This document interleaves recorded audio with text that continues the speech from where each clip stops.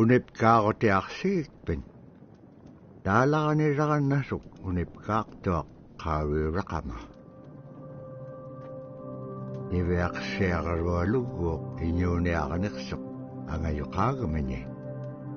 Sumitaimma. Niviaqsiaqarualuk anguniallatuneqsuq. Aasiisuraqallavluni supayaanik.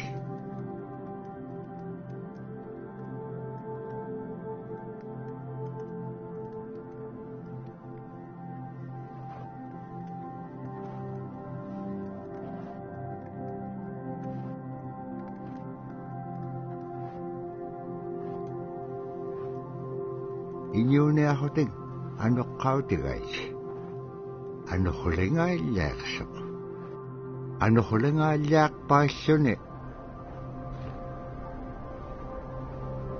kisaimma panernialeaqsivut. Niviaqsiaqarualuk kisaimma isummeqpoq. Tavraasi kangitsaquaqsigaasumman anuqlisuurugumagaan. Summan anuqulingaallaaqamagaan. Tavraasi kangitsaquaqsigaasumman anuqlisuurugumagaan.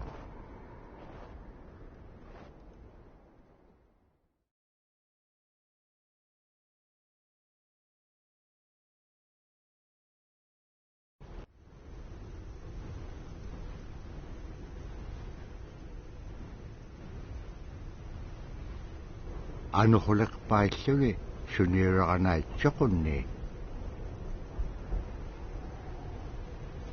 Tavrani viaqsiaqarualuk ayuungitsoq. Payyagniuliqsoq.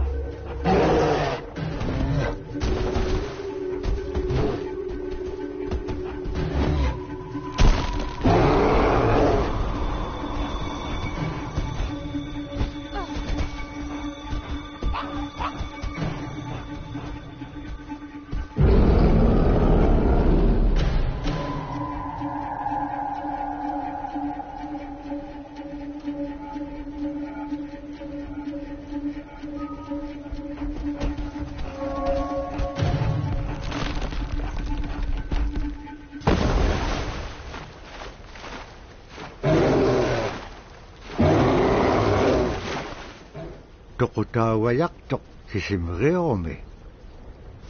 Arraannapqangapiaqtoq.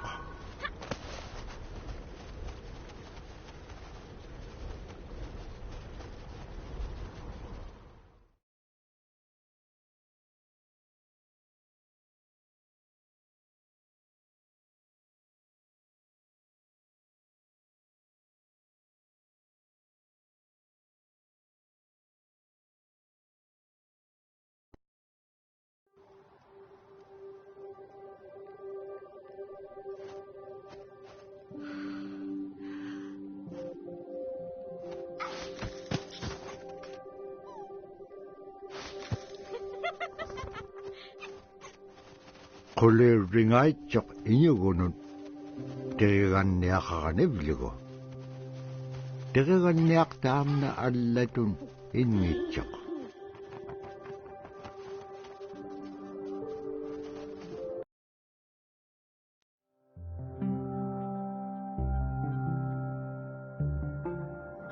When I was growing up, my grandpa had a pet white fox.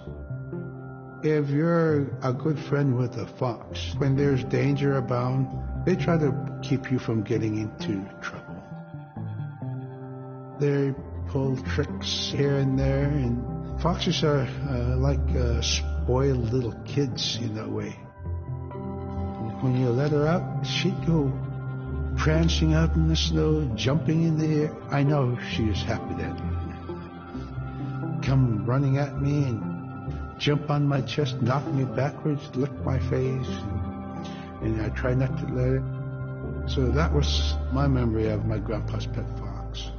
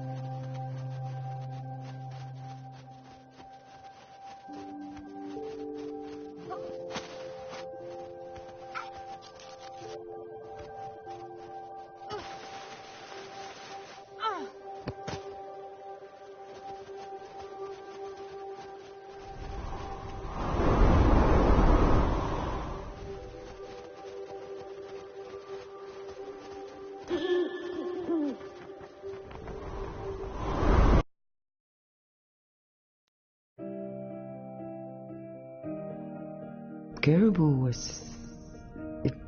it provided for us in many ways. Our clothing in those days was made of all caribou skin. I grew up wearing caribou pants, mittens, caribou skin mattress, blankets. Some people had boots that were made with wolf leggings, sealskin sole bottoms. Baleen was shaved to make insoles. They kept us quite dry and warm as well. But the caribou skin clothing was the best. We would get as many yearlings as we could for our outer clothing. And for a heavy winter, we would get caribou in February or March because the hair was the longest and the skin was the thickest, and we would use those for our winter gear.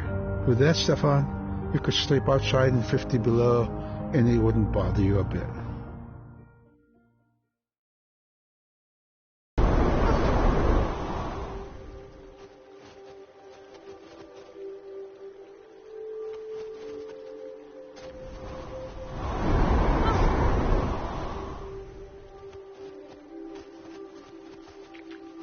Niveaksiagarualup kangeqsingaluq supayaat allaavluni taamna teqiganniaq sivuniqsipkangaga niveaksiagarualup qanutut peqpaganaqtilaangit tamatkua ikayoqtauruat.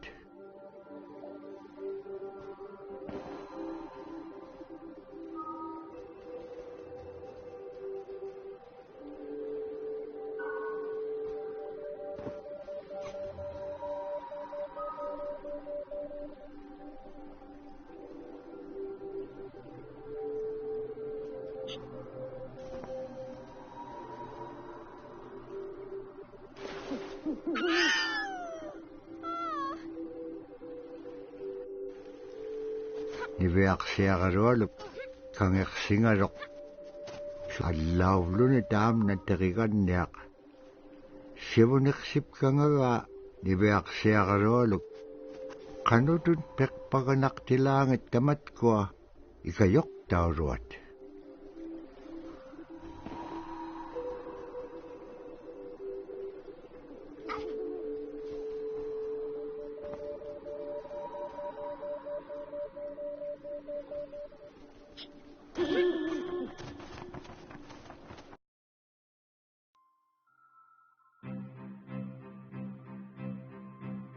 Silla is the weather. It also means the atmosphere. Here's the Nuna, or the land. And it's anything from the land into the moon, the sun, the stars. That's Sila. It's a very spiritual, and we have a relationship with Sila. Sila has a soul in the same way we do as people, in the same way animals do.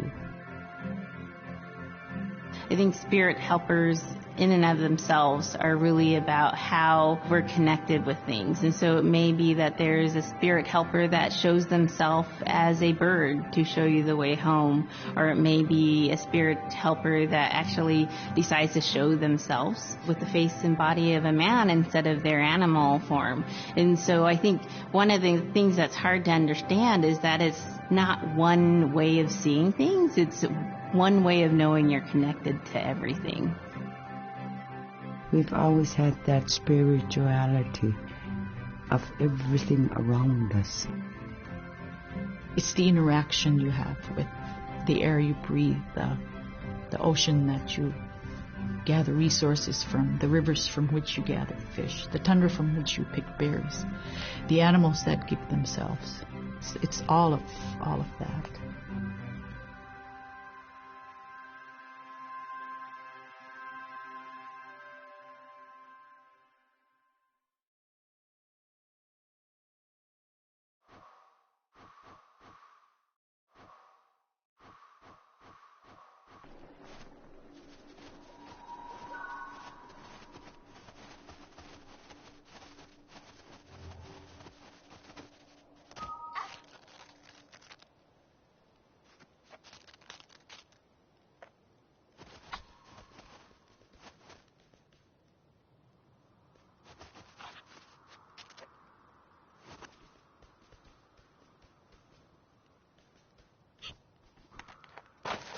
Niviaqsiaqalualuгulu teriganniaqalu ikayuuti piaqtuk.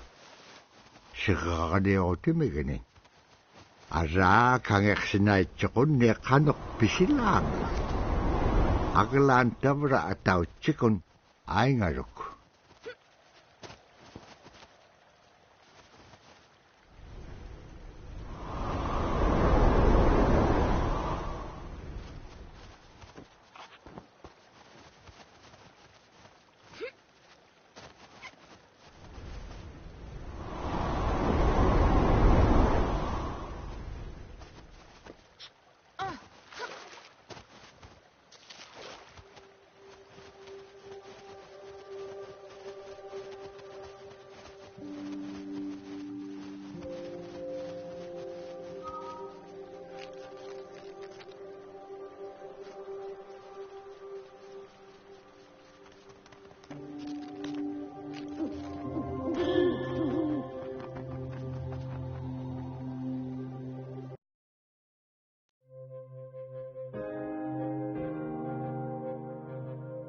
In the winter, when we were traveling, we didn't build sod houses, we built snow houses.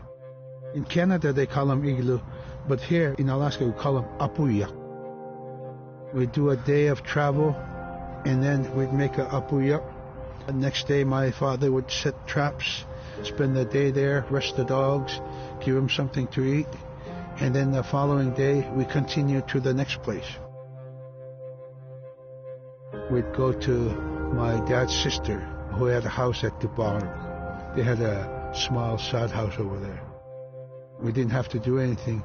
We just visit with them, and my dad and my sister were glad to see each other, and they'd talk away while kids played outside or go to sleep. By the time we get back to our home, my father would leave us with our aunt or with my grandmother, and then he'd start on his trips and go check his trap line. We were not into 8 to 5 kind of time, you know. We're in a total different kind. We're in ecological time.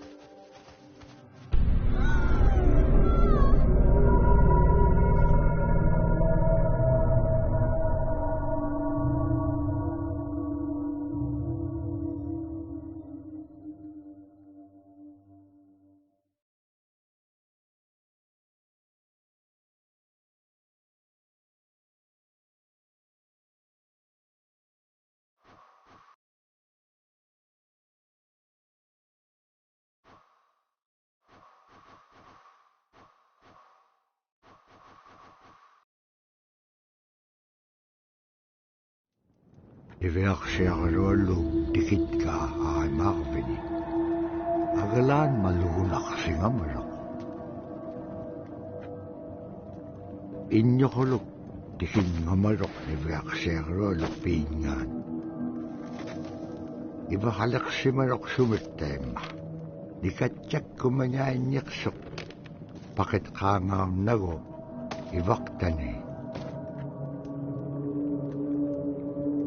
Nunaaqqiq ikiwaqtuaqaniqsuq inyungi toquttaqtaunganiqsit.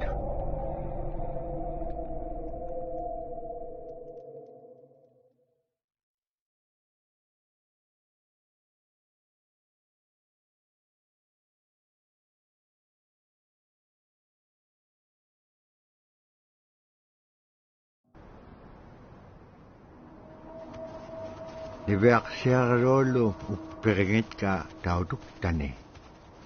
Tautukunaqtuaq sunapayaaq siquminganiqsoq. Iveaksiarluallum inyuniaqatingi pisaullaganiqsut.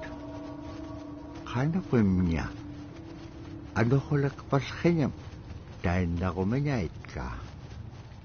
Tamaanga ikumauaqtuamin qaqraaqpam inyua niptaqtuq. Sumaalagullaqami niveaksiarlullum piitsiningani. Agalaan qaqraaqpalqiñat sagavingaaitsut. Immennyaurat sagaveqimiut samanga nunamin.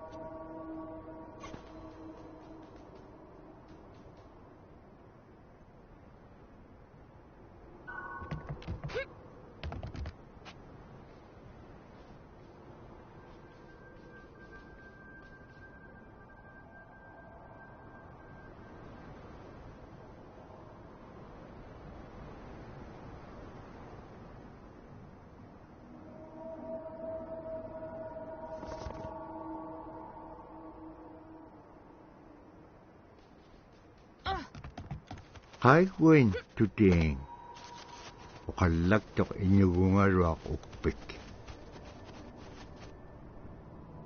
Qanaquma ilisimaneqpanga isumullaktoq niveaksiagarualuq.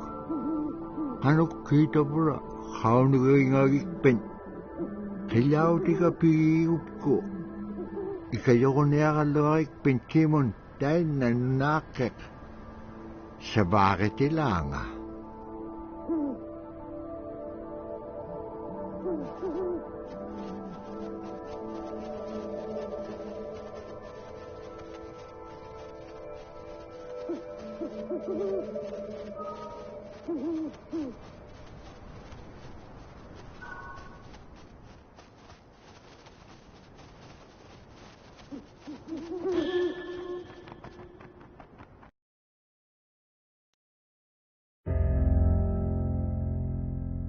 Drum is something that's common to all cultures in Alaska. All cultures have a drum that may have some stylistic differences or differences in the materials that it's made, but it's still in recognition of life and vitality, and the drum mirrors the heartbeat. And when you continue drumming, soon it will be in line with your heartbeat, because that's what it's supposed to be, the heartbeat of the community, and it symbolizes vitality. And it's the most tremendous feeling to be in a room and to have one long row of all the drummers, and to have that feeling of unity, everyone beating in harmony, the drum beat in unison. It's the most beautiful feeling. And to know that you're connected, you're on the land that you are connected to. And even if you grew up outside of the community, that which is in you comes from this area. And it's the greatest feeling.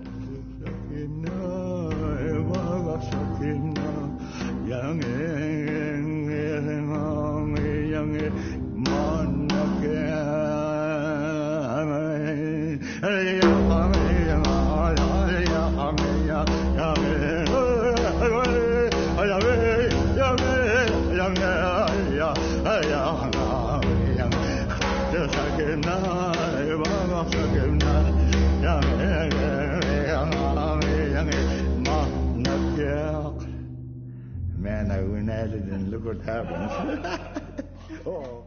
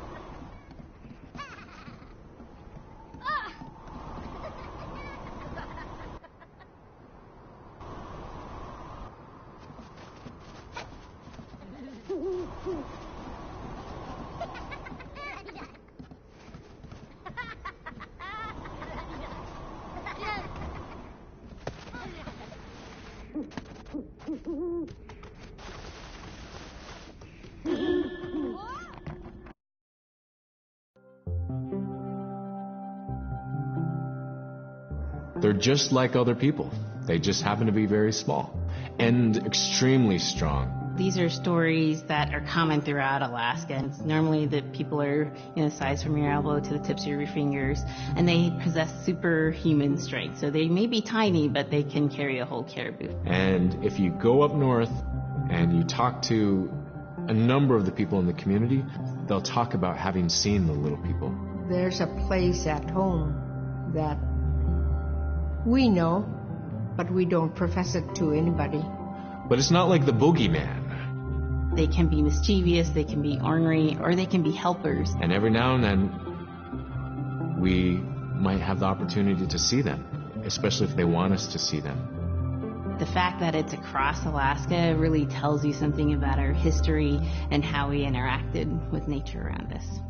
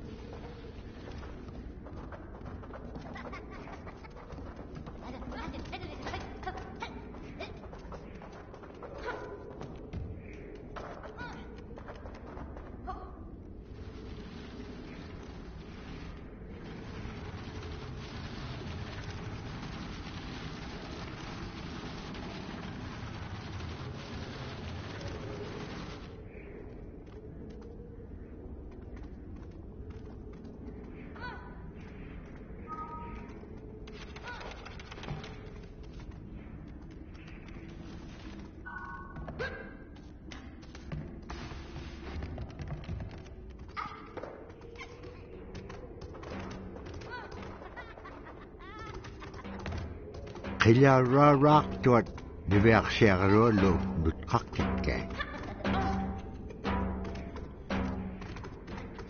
Asi anibliting suna itukto sa urugumaga.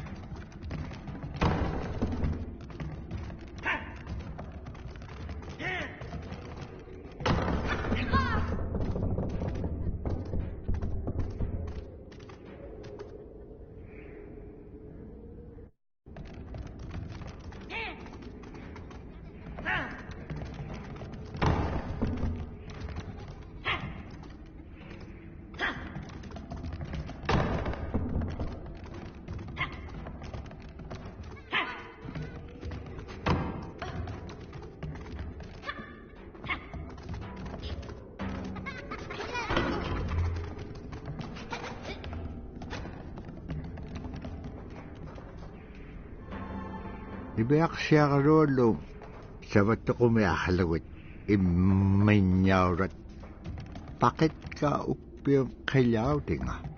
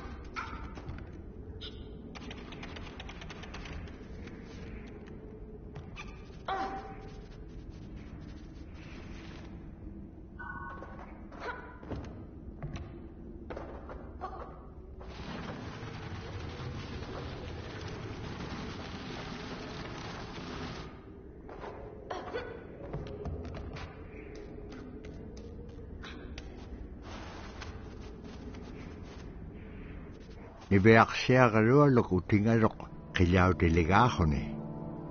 Ukpik kupea chapalugarok. Asi tabura pibi tagaliw di pea lagaga. Ibeak siya karolo.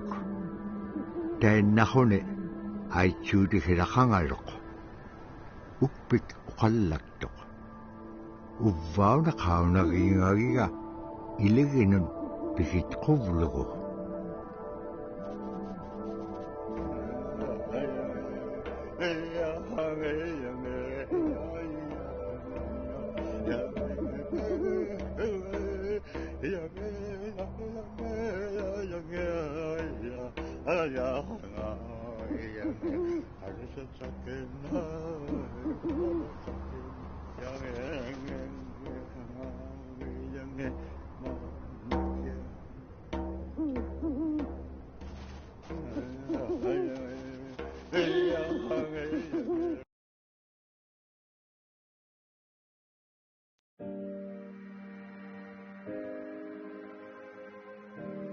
The bola is what we call kilamitan. And the kilamitan is made out of braided sinew tied out to some heavy bone which you could twirl. In my case, we're catching ducks. When we're out whaling, sometimes the ducks start flying. And they're good for duck hunting. You know, if you're a whaling crew, you can't make too much noise. So you can't use a shotgun for getting some duck soup handy, you know. So bola was a really handy weapon to use for catching ducks. You know, the ducks fly in, you throw it up and tangles up the bird, and down they go.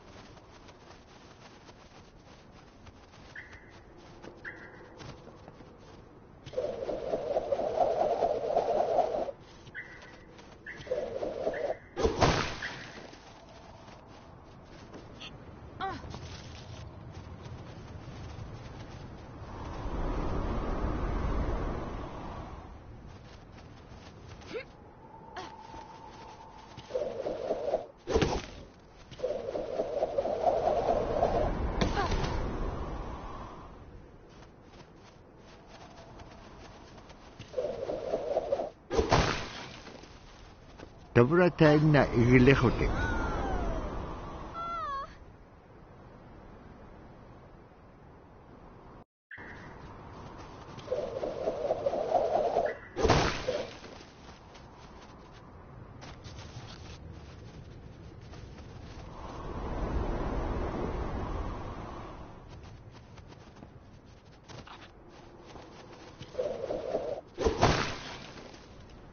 Tavrataina igilehote. Libeaksiarualum atoka uppium achuta.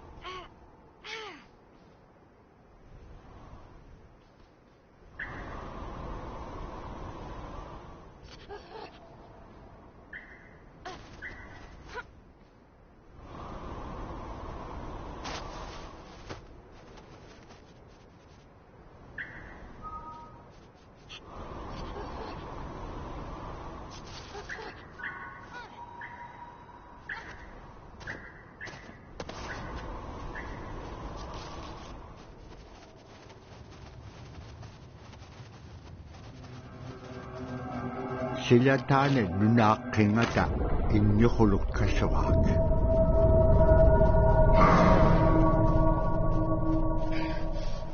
Innyuqulum tautukamium nutqaqua. Agalaan nibiaqsiaqarualuk saperinaqsimaruq.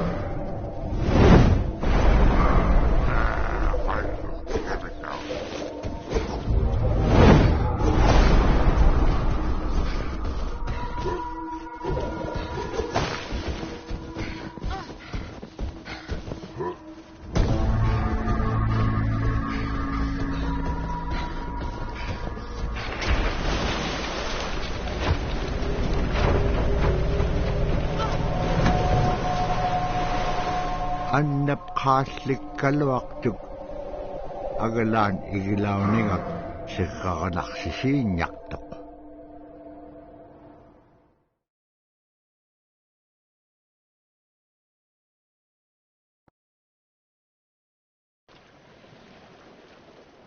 Malakogune ublugune wisa ublutik.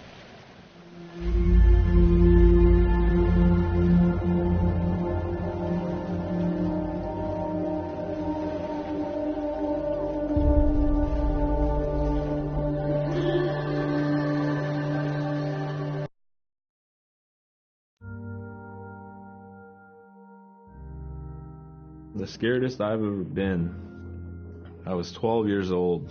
We floated out on a piece of ice while we were duck hunting. It was a bluebird day, just clear blue skies, and there was 3 of us, myself, my brother, and my dad. Next thing you know, we see this dark shadow on the ice. We look and it goes behind us. So we all jumped up, startled, and my dad, he started running. We got back to the ridge there. The ice had fractured, cracked, and broke off, and we were floating away. We were drifting. It was close enough to where my dad would have made it. He stopped and he thought about throwing us across, and if one of us was on the other side, we would be split up. So he stopped, and he just so happened to have a cell phone on him. 911 didn't pick up. That's the worst feeling in the world right there. 911 did not pick up. So he left a message because they record their calls. Once he had relayed that information, his cell phone died. That was the scariest moment I've ever had in my life. We were floating away and I thought we were left for dead. He kept calm during this situation. He's bringing out everything positive in this case. You know, I'm crying, my brother's freaking out. It went from clear blue to dense fog. Within a couple hours, we heard the chopper flying around, so they must have gotten our message. We thought we were saved, and then the chopper sound went away. So we lit some of the sled on fire. It's plastic. We thought black smoke in the fog would create some kind of marker. Chopper pilot had mentioned when we got rescued, you could see a glow in the fog, and he slowed down there, and sure enough, as soon as he slowed down, we got within visual. That was definitely the scariest moment of my life, was floating away and not knowing what the outcome was going to be.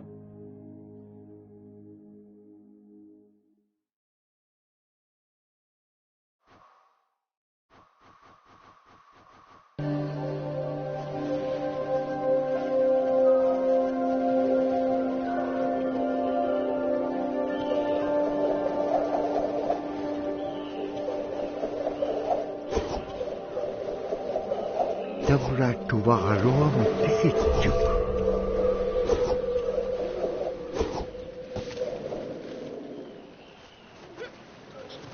Agalan tuwavit pagabitjuk.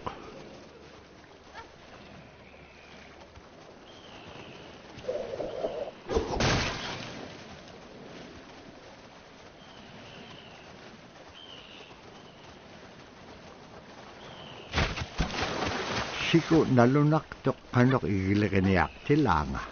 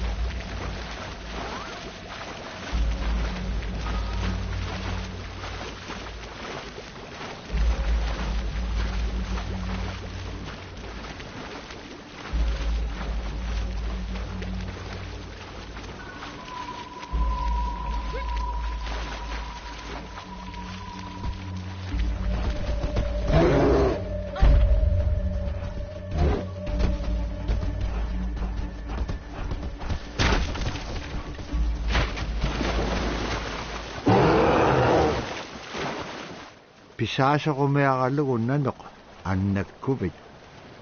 Pinatitaka vitsak. Kakame nanok, nikatsalaytsak.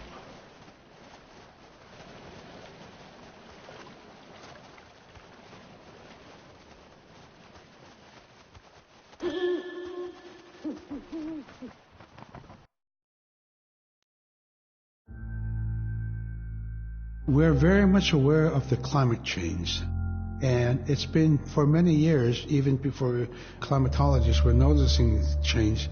Inuit were already saying, "Sila alanmoktok." Our climate is changing. If the heat is going the way it is right now, for us it's going to be pretty bad.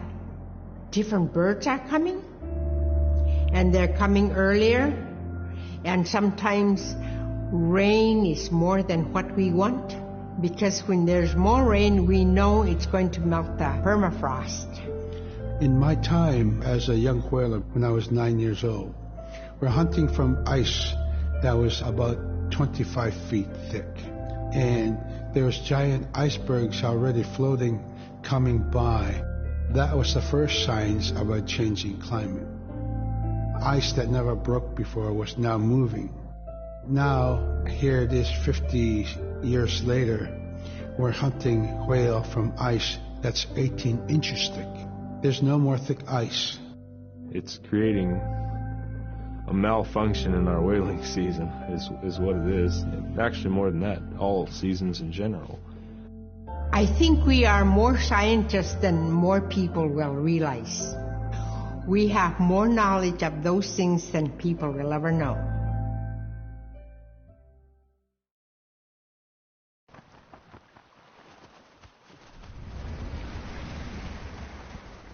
Agalan taman nanuna allaurok.